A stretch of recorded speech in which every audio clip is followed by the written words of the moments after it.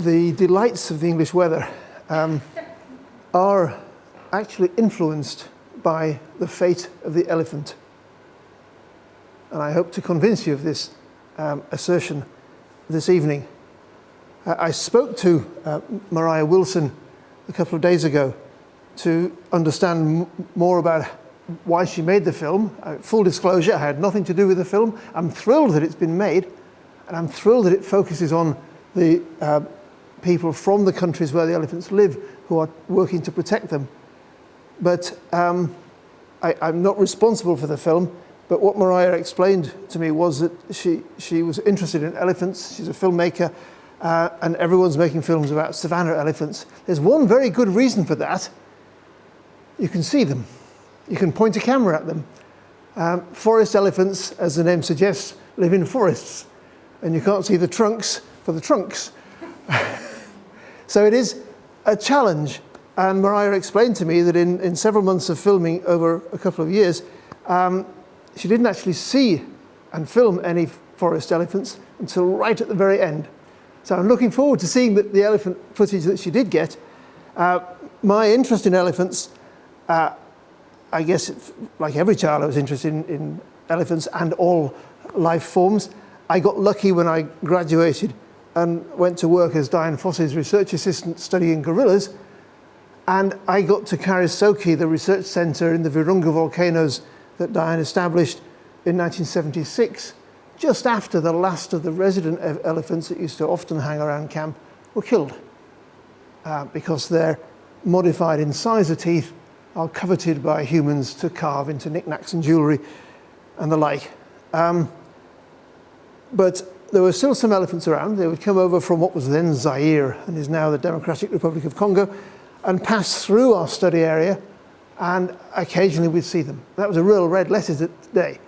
And these were forest elephants. They had more downward pointing tusks, more circular ears, and that gives what is now considered a species, not a subspecies, a full species, the African forest elephant, its name, Cyclotis, cyclotis, round-eared.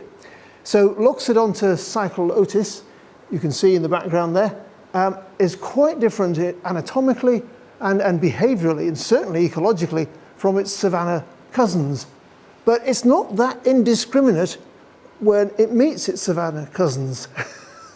So there are hybrid zones. And that's why for a long time, some scientists were resistant to the idea of it's a full species.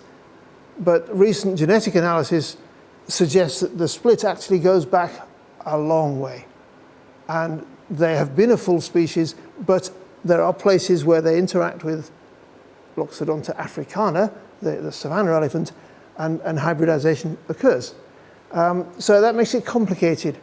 Earlier this year, so this is quite topical, earlier this year, the convention on, first of all, the African Elephant Specialist Group of IUCN, the International Union for the Conservation of Nature, agreed, okay, really, they are two species. And that's been annoying for those of us who have been in favor of the two species taxonomy for decades. At last, they've come to accept the evidence, morphological, genetic, that we're talking about two species. That immediately led to a reassessment of the African elephant on the red list, which was previously considered to be vulnerable because there are thought to be, fewer than 500,000, 400 and something thousand elephants across Africa. But if you do divide those into two populations, particularly looking at the speed of decline of the forest elephants were immediately classed as critically endangered, which many of us have been saying for years, but at last the IUCN agrees. And savanna elephants are now considered to be endangered. What? There's some countries in southern Africa saying, we've got too many elephants, we can't cope with them. What do you mean endangered? But across the rest of the continent, and there are 37, now 38 countries in Africa. I say 37, now 38, because Sudan split. And there are very few elephants in Sudan, but South Sudan still has elephants, and there's evidence that some still move, so Sudan still considers itself an elephant range state. There are other countries like Burundi, where the last elephant died 20, 30 years ago. And it could be a range state. It has some range, but no elephants occupying it. And if you look at a distribution map of African elephants on the continent, you will see there that the historic range far, far exceeds the little dots and pockets that are left today. But because elephants move, they follow traditional routes, some of which they've been using for millennia, some of which are now roads. Because when human engineers came along and thought, well, what's the best way down that? Let's go, oh, look, there's a nice big path already down there. Let's build a road on that.